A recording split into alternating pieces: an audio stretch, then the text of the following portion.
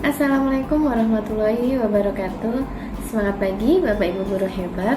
Kita semuanya pasti mengetahui bahwasannya murid kita memiliki keunikannya masing-masing.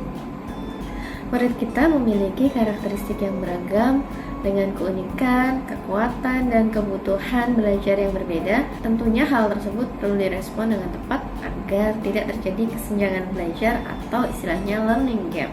Nah, pembelajaran diferensiasi memungkinkan guru untuk memaksimalkan potensi peserta didik dengan meminimalisir kesenjangan belajar atau learning gap tersebut. Nah, pada dasarnya pembelajaran diferensiasi itu mengenai serangkaian keputusan masuk akal atau common sense yang dibuat oleh guru yang berorientasi pada kebutuhan murid sebagai usaha menyesuaikan proses pembelajaran di kelas untuk memenuhi kebutuhan individu.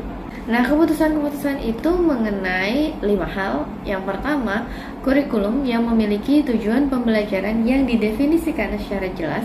Bukan hanya guru yang perlu jelas dengan tujuan pembelajaran, melainkan murid juga harus memiliki kejelasan mengenai tujuan pembelajaran yang akan dicapai.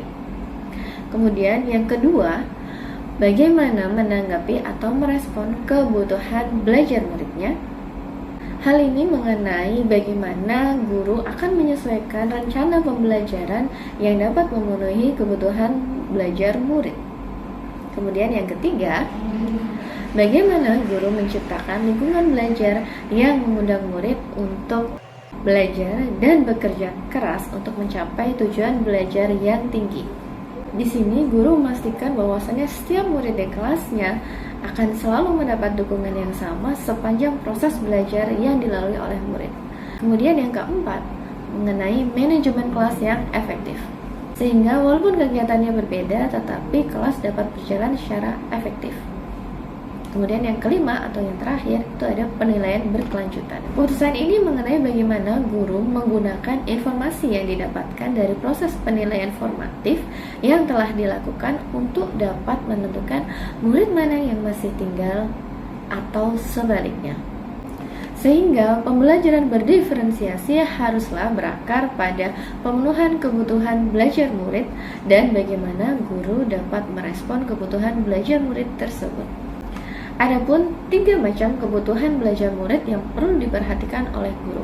Yang pertama, mengenai kesiapan belajar murid.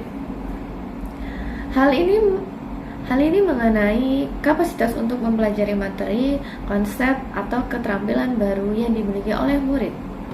Kemudian yang kedua, mengenai minat murid. Adapun definisi dari minat itu lebih ke arah keadaan mental yang menghasilkan respon terarah kepada suatu situasi atau objek tertentu yang menyenangkan dan memberikan kepuasan diri. Kemudian yang ketiga, di sini ada profil belajar murid. Terdiri atas beberapa preferensi, dimulai dari preferensi terhadap lingkungan belajar, pengaruh budaya, preferensi gaya belajar, dan preferensi berdasarkan kecerdasan Macebuk. Ada banyak cara untuk mendapatkan informasi tentang kebutuhan belajar murid tersebut. Tidak harus selalu melibatkan sebuah kegiatan yang rumit.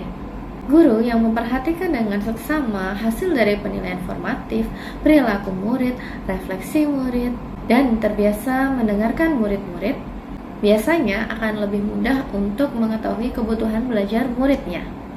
Guru dapat membuat catatan mengenai profil belajar murid dan hal ini akan membantu guru untuk memetakan kebutuhan belajar murid. Sehingga pembelajaran yang berdiferensiasi dapat benar-benar terwujud. Adapun beberapa cara yang dapat dilakukan oleh guru untuk mengidentifikasi kebutuhan belajar murid.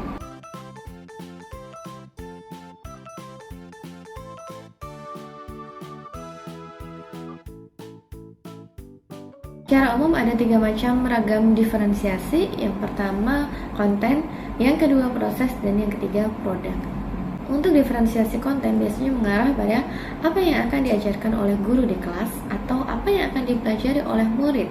Kemudian yang kedua ada diferensiasi proses, yakni melalui serangkaian kegiatan bermakna sebagai pengalaman belajar murid di kelas.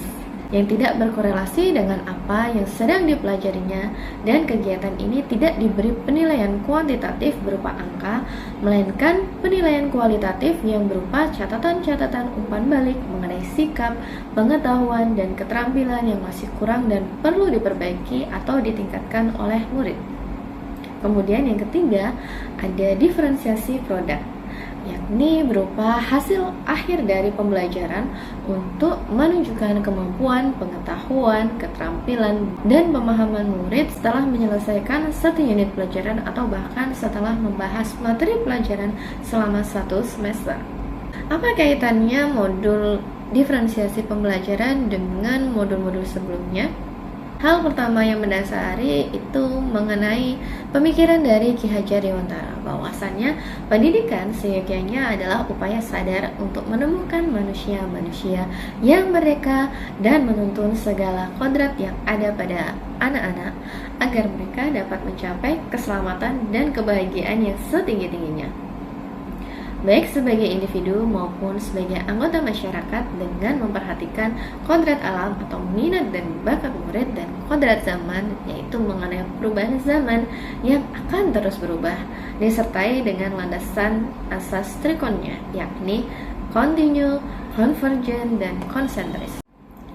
Sehingga guru sebagai pemimpin pembelajaran perlu merancang tujuan pembelajaran yang sesuai dengan capaian pembelajaran yang sudah ditetapkan oleh Kementerian Pendidikan, namun tetap dapat mengacu untuk mengembangkan desain pembelajaran yang berdasarkan pada kebutuhan belajar murid, agar murid benar-benar dapat mendapatkan fasilitas untuk memperoleh pembelajaran yang benar-benar merdeka dan mengantarkan pada kemerdekaan yang hakiki.